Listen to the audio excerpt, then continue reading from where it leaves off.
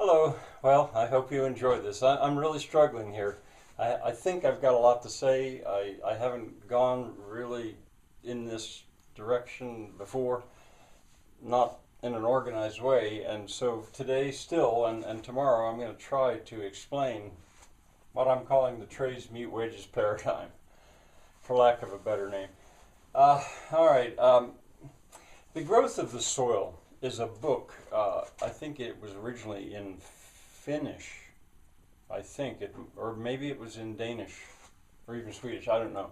My wife and I read it, a translation in English. My mother had given it to me, uh, about a guy who goes out into the woods, I think with a horse, and basically establishes a homestead.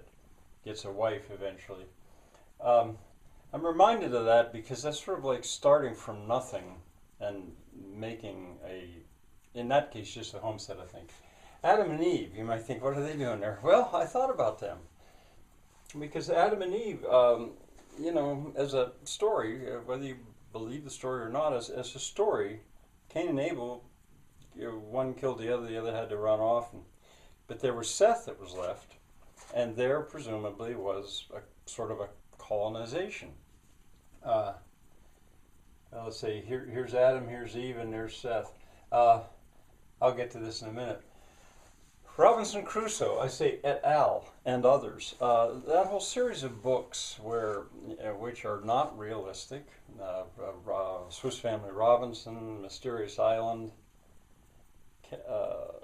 Actually, not well. Robinson Crusoe too, because there was no division of labor. There was only one guy, so he had to do everything for himself. Uh, but anyway, I mention them because they're literary connections to where I'm going.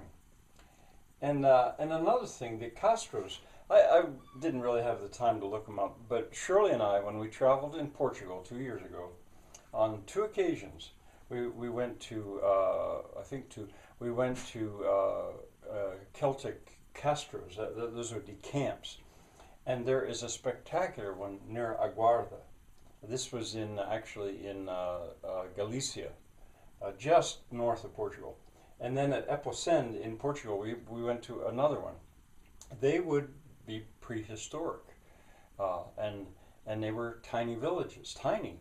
But I mean, and you could find these again if you're interested. You could find these easily enough. And on my in Frank's school, I put the videos of being there and seeing them. What did they look like? Those villages. Not like what I'm describing. No, but I find myself thinking about them because I think very much I have to go prehistoric for the direction of my thinking right now. Uh, Once history begins in writing, there's a level of organization that's already beyond what I'm thinking. All right, here's a sort of a drawing, and I think I'll do more of this. I'm pretty sure I will tomorrow.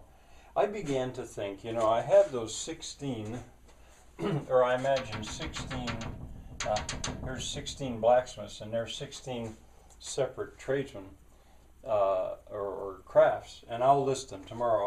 I'll put them down. I'll say, here are the ones I came up with at that time. Well, if forget about these guys and think about these, or no, yeah. And I decided, well, I'll bend them around a circle because the baker or the blacksmith is certainly going to want the product of the baker. So why don't I bend them around a circle? And that's kind of what I did here. Bend them around something. So around what? What in some kind of theoretical flat and level, incidentally. That's important for what I'm doing today. Perfectly flat, perfectly level, and at the moment really even no wind, just a flat surface. What would you bend them around? Well, water. You'd bend them around, they all need to have water. And it's got to be water that's drinkable. And then I was reminded of an Odawa. You might think about a spring, but I'll talk about a spring. A spring assumes mountains somewhere around, so the water's welling up under some pressure. This is dead flat. So, but it does. I mean, in fact, it does. And in my own experience here, since then, And I'm not at all far away from what I'm going to be doing this afternoon. I mean, right here. I found Odawas. And Odawa is a spot in a swampy area that it looks like an eyeball where the water gets clear real quick. If you muddy it up, it gets clear real quick again. The word is Portuguese or Spanish. And that would be good drinkable water usually. I mean, there's a spring. And if you imagine a world that's just sort of dry and well drained, and here are nice little creeks running through, that's not the way the world was prehistorically. Very much of it was swampy, but there were Odawas. So anyway, they're going to have water. So I bend them around water. Another thing they're going to have to do is exchange things. There's the market. You immediately, if you're going to be grouping people of different skills that are useful, they're going to exchange it. So that's going to be central. Remember, this is theory, basically on a flat piece of paper around a dot now. That's an Odawa. Of course, the water comes up. You got to get that water to run away too. So drainage becomes an issue right away. Maybe I should begin to put lines in here for drainage. And right here is the Odawa. I thought about Enkidu in Gilgamesh. I could add that to my literary list here. Enkidu was this wild man that Gilgamesh befriended, and he lived with the animals. And how he got Enkidu was Enkidu came down to the watering hole. That's where he spied him and then lured him into the city by using a woman. Fascinating, you know, when I begin to look at these old myths now in this slightly different perspective that I've got. The animals found it first, and that happened here on the farm. There's a spring down there in the meadow. There was a spring house there and everything. I know now, but I didn't know. My family hadn't told me. But in this kind of weather, bitter, cold January weather, when there's no good water anywhere else to drink, the cows found it because it didn't freeze, and it was a little bit warmer. There was a circle around. So there's the animals, in a sense, show Enkidu anyway where to go. Fascinating, I think. Anyway, so also they're immediately going to need some kind of government, something to get along. It doesn't have to be in a spot, but they got to be some way to keep from fighting. I mean, Adam wasn't so successful with Cain and Abel, I guess, but anyway, that they would be bent around some kind of an agreement that they're not going to like kill each other and fight and stuff. And very soon religion shows up. I could possibly leave that out now, but when I've looked back, and I'll show you here at the end how I have begun to look back. So I've got a ring of them around here. Here would be the craftsmen, and there's 16 of them. Well, I figure I'll allow each one of them one apprentice. So let's say this blacksmith is married to the potter, and they have 2 kids. Well, there's the next potter, or blacksmith, and there's the next potter, or vice versa. Remember, this is just pure theory. And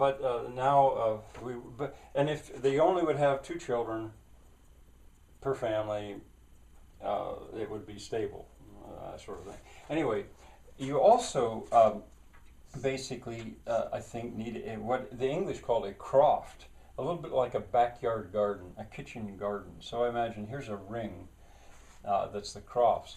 And the other thing that shows up always and almost immediately, this would be the shelter. I didn't write this in here, but this would be the shelter ring. I mean, the rain, the cold, a roof. You could just think of that, a ring of roofs.